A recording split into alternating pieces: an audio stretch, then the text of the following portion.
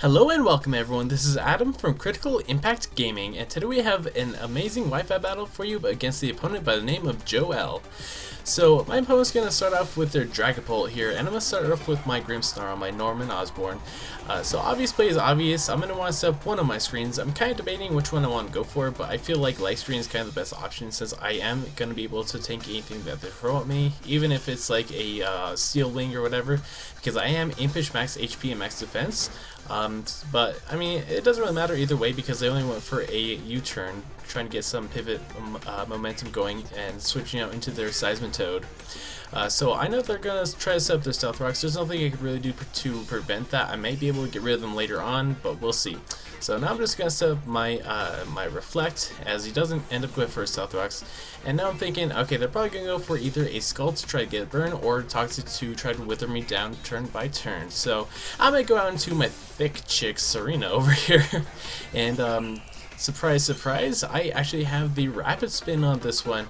A lot of people don't know that Serena even gets Rapid Spin, so that's really cool because in Sword and Shield, it actually got a power boost, I think up to 60 base power, and it gets a +1 speed. So I'm going to threaten him out with a Power Whip, not trying to go and overprotect too early here because he could just stay in and go for another Stealth Rock or get Stealth Rocks up again later on. So I want to take care of the Seismitoad right away by going for the Power Whip. Unfortunately for me, my opponent does predict that rather nicely. I mean, it's kind of an easy prediction. You don't want to keep a Seismitoad in against something that has a stab 4x super effective move on it.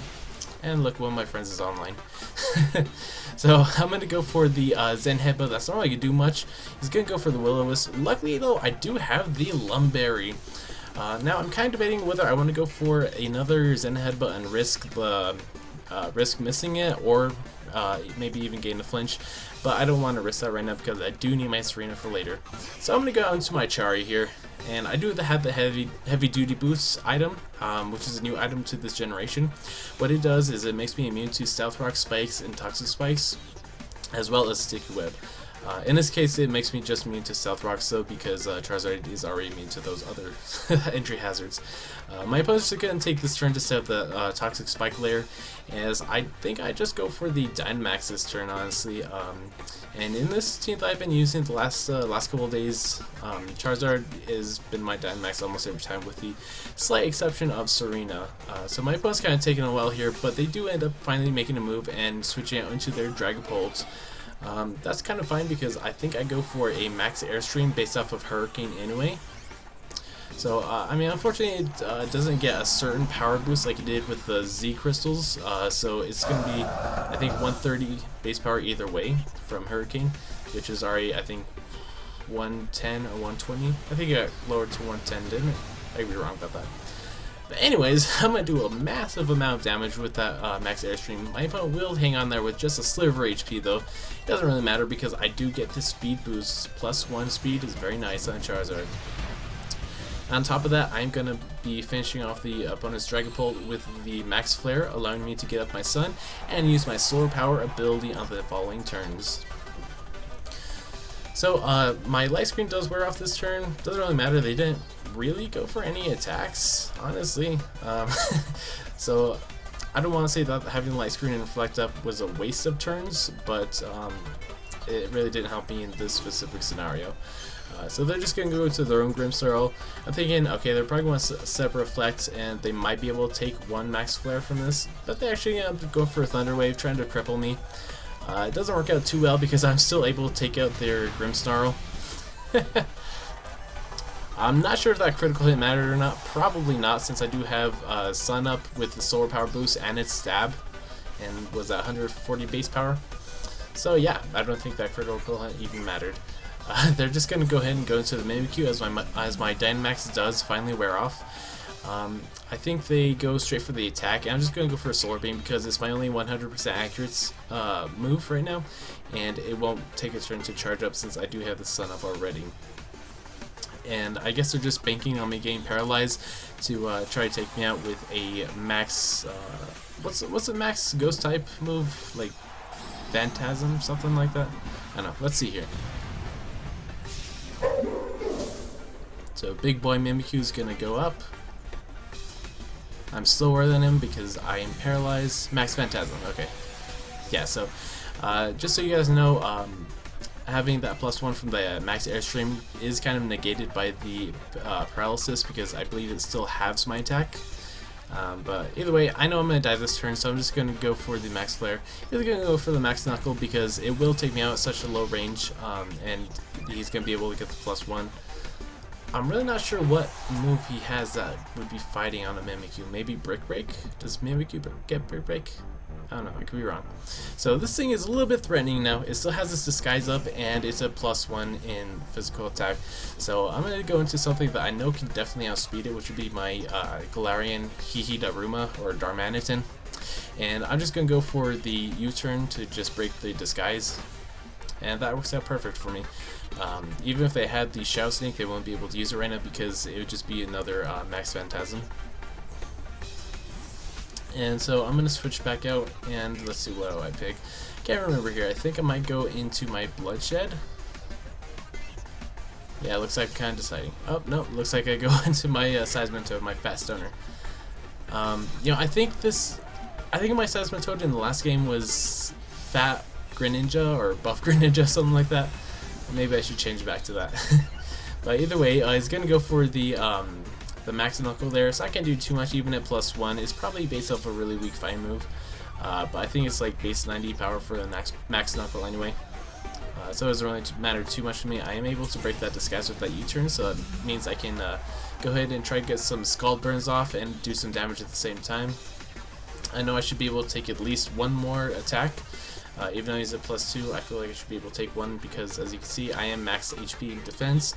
And I just wanted to see if Earthquake or Scald would do more. So, since my physical attack is a little bit higher, I will go for the Earthquake.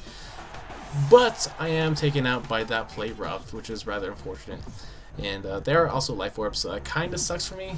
I definitely should have just gone into my Hihi Daruma and gone for a 100% accuracy Flare Blitz or something like that. But at this point I didn't know if they had the Shadow Sneak or not.